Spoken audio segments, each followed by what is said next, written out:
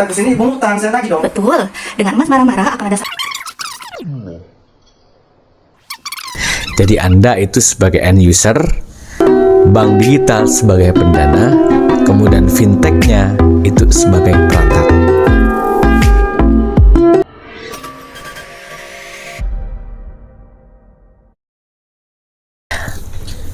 Assalamualaikum warahmatullahi wabarakatuh. Selamat pagi dan salam sejahtera untuk kita semua. Tetap semangat, jangan lupa untuk selalu doakan kerjamu dan kerjakan doamu. Hari ini saya akan membahas tentang tiga fintech ini, EasyCash, Ada Kami, dan Rupiah Cepat.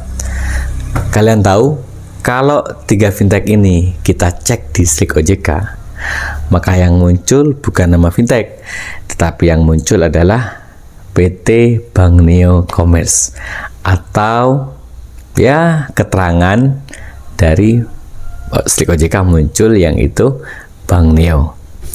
Nah, kenapa demikian? Padahal saya kan pinjamnya di EasyCash, saya pinjamnya di Rupiah Cepat, saya pinjamnya di Ada Kami, saya pinjamnya di Uangmi misalnya.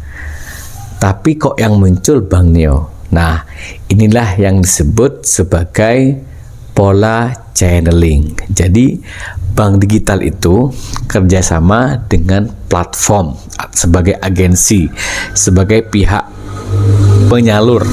Kepada siapa? Ke end user, yaitu kita. Jadi, Anda itu sebagai end user, bank digital sebagai pendana, kemudian fintechnya itu sebagai perantara. Itulah yang disebut dengan skema channeling. Di dalam bank ada istilah, tentu ya, di bagian penyaluran kredit ada istilah channeling, ada istilah executing, ada juga istilah joint financing. Nah, tiga skema ini memiliki perbedaan ya. Perbedaannya sih sederhana, hanya di sisi term of condition-nya atau dari sisi resikonya. Misalnya seperti channeling yang saya jelaskan tadi, itu berarti resiko yang berat ditanggung oleh si bank yang memberikan dana. Kenapa? Karena si agensi hanya sebagai penyalur atau agensi atau sebagai mediator. Sementara di dalam executing itu beda dengan yang ada di channeling. Tentu juga di joint financing juga beda. Joint financing sama-sama memiliki resiko. Seperti itu. Nah, siapa yang tahu dari daftar bank digital kemudian kerjasama dengan beberapa fintech? Nah, kalau kita cari di Google tentu tidak akan disebutkan semua. Itu ada di internal perusahaan. Nah, hari ini saya tidak mau bahas tentang ini. Sebetulnya saya ingin mencoba memberikan penjelasan kepada kalian supaya kalian lebih sadar, lebih teredukatif urusan kredit Anda, dan juga bisa memilih prioritas mana yang seharusnya saya harus kondisi gagal bayar dulu dan mana yang harus saya lancarkan dulu, seperti itu kan. Jadi kenapa kalau kita lihat di EasyCash, misalnya kita ambil di EasyCash pertama kali mungkin cair 500.000 lah, 1 juta dan segala macam ya. Kemudian kalau lancar ditambahi lagi lancar, dan sampai akhirnya kalian masuk ke pola pembiayaan kredit dengan angsuran hingga setahun. Jadi dari modal 15 hari, 30 hari, 90 hari, hingga 12 bulan. Nah, itu semua tergantung dari proses histori kalian. Kalau kalian lancar, kalian benar-benar lancar, maka akan diberikan skor atau istilahnya penilaian yang lebih bagus, sehingga proses pemberian kredit itu berdasarkan historis. Nah, ini yang akhirnya rentan terjadi pada fintech atau industri dari finansial teknologi ini. Kenapa? Karena dia melihat memberikan penyaluran kredit melalui historis saja, tidak melalui hal yang lain seperti misalnya kapasitas atau kemampuan angsurannya, sehingga banyak kemudian over kredit, macet ketika udah dikasih dengan limit yang tinggi. Semoga di kuartal tahun 2024 ini industrial financial teknologi juga akan lebih belajar lagi ya, lebih mencoba untuk mengevaluasi kembali bagaimana proses penyaluran kredit. Ada ungkapan seperti misalnya, hadirnya fintech itu akan membunuh adanya bank konvensional. Saya kira pernyataan ini juga kurang tepat. Kenapa? Karena sangat berbeda di dalam proses penyaluran kredit. Tetapi kalau pernyataannya adalah bahwa banyak sekali yang kemudian bergeser, para peminjam UMKM bergeser pada pinjol daripada bank konvensional. Iya, kenapa? Karena pola percepatannya, pola pemberikan penyaluran kredit itu tidak ribet kalau dipinjol. Ribet hanya ada kalau misalnya masuk ke bank konvensional. Tapi kalau ke pinjol hanya dengan cukup KTP, kemudian ya HP aja ya, udah dapat uang. Tapi kalau kamu masuk ke bank konvensional ya tidak semudah itu.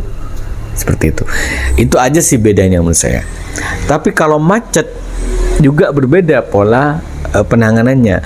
Kalau pinjol HP-mu yang ramai, kalau konvensional rumahmu yang ramai gitu. Kamu mau pilih yang mana? Itu aja sih sebetulnya proses perbedaan secara gampangnya seperti itu ya.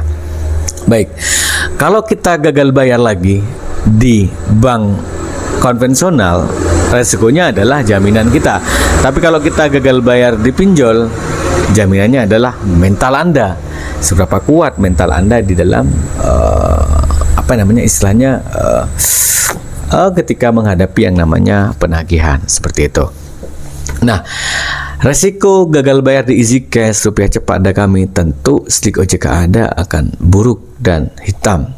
Bahkan di keterangannya, pinjol ini hanya bisa menagih dalam waktu 90 hari.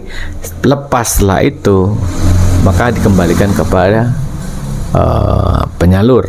Bisa jadi fintechnya di sini menggunakan pihak ketiga seperti PT Zintek Intramandiri misalnya. Banyak sekali PT-PT yang bergerak di bidang penagihan. Nah, PT yang bergerak di bidang penagihan pun juga harus dapat izin orang-orangnya. Orang-orang yang bekerja di situ harus dapat izin surat keterangan lah istilahnya, atau istilahnya ya sertifikasi dari OJK. Sehingga di dalam melakukan proses penagihan itu sesuai dengan aturan dan ketentuan yang ada. Kalau misalnya yang beredar banyak sekali para penagih itu datang tidak membawa surat yang lengkap, ya sudah usir aja kayak gitu kan, biar dia belajar, dia tidak hanya mengandalkan kemampuan teknik menakut-nakuti aja, terutama untuk field collector atau DC yang ada di lapangan, seperti itu ya. Nah, teman-teman sekalian, di akhir menjelang Desember ini, tentu bank meningkatkan kinerjanya, baik dari sisi lendingnya maupun dari sisi resikonya. Jadi, tentu kalau kita lihat sekarang banyak sekali lowongan pekerjaan di posisi desk collection dan field collector. Kenapa? Karena mereka tahu mereka akan mencoba memberikan anggaran porsi yang lebih besar untuk penagihan. Dan kalian yang gagal bayar di bank, jangan takut untuk tetap gagal bayar ketika kondisinya memang gagal bayar menurut saya. Kenapa? Karena kalau kalian takut, kalian panik lagi, kalian kemudian cari utangan lagi untuk bayar pinjaman, disitulah Anda akan tetap ada pada posisi di mana Anda terjebak dengan yang namanya pinjol atau terjebak dengan hutang-hutang. Nah, saya kira yang harus diperbaiki di ke depan ini adalah mental kalian diperkuat lagi di akhir tahun ini. Jangan takut dengan ancaman, teror dan semacam, karena itu sebenarnya hakikatnya nggak ada ya. Terima aja apa adanya. Dan yang kedua, pasrahkan pada situasi dan kondisi. Kalau ada uang silakan bayar, kalau nggak ada uang jangan paksa. Kalau ada aset yang bisa dijual untuk hentikan utang, silakan dijual. Kalau eman karena harus bayar bunga, harus bayar denda, silakan gagal bayar dulu sementara waktu, kemudian ajukan restruktur langsung ke pihak banknya, seperti itu ya. Seperti yang sudah saya jelaskan, Easy Cash rupiah cepat ada kami itu Bank Neo. Kalau misalnya udah macet di sini, ayo kita ajukan ke Bank Neo, siapa tahu bisa, seperti itu ya kan. Mudah-mudahan video ini bermanfaat, dan saya mohon maaf kalau ada kata-kata yang kurang berkenan di hati kalian. Dan buat kalian yang hari ini terjebak dengan jeratan pinjol ilegal maupun legal, silakan bisa sharing di grup kami. Kami terbuka, kami gratis, kami tidak minta bayaran apapun. Yang kami minta adalah kalian komitmen untuk tetap bijaksana dalam berhutang. Kamu catat baik hutangmu maupun piutang kamu niatkan untuk segera dilunasi. Semoga bermanfaat sekali lagi, dan assalamualaikum warahmatullahi wabarakatuh.